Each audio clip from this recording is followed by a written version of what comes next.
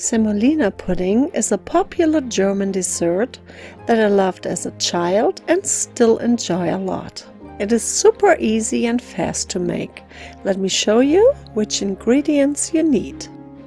3 1/3 cups of milk, half a cup of soft wheat semolina, 1 large egg that I already separated, 2 tablespoons of sugar, 1 teaspoon vanilla extract, 1 pinch of salt, and 1 tablespoon of butter.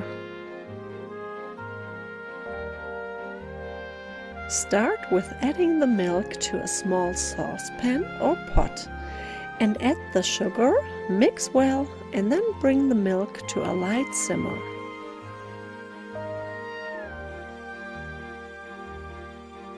Then gradually add the semolina while stirring. Then bring to a boil while stirring, and that is really important because otherwise it will be burned on the bottom. And then remove the pot from the heat and cover it with a lid.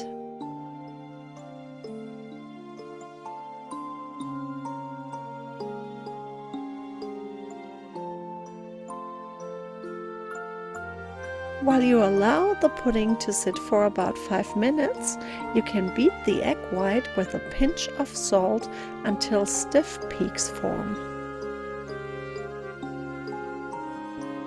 Then add the egg yolk to the semolina pudding and mix well until it's fully incorporated. And don't worry about adding the raw egg, the rest heat of the pudding will cook it fully through.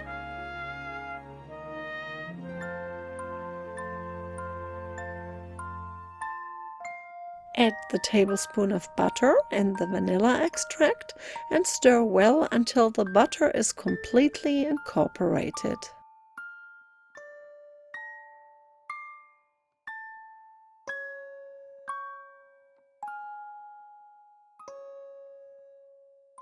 Now you just need to fold in the egg white and the semolina pudding is ready to serve warm.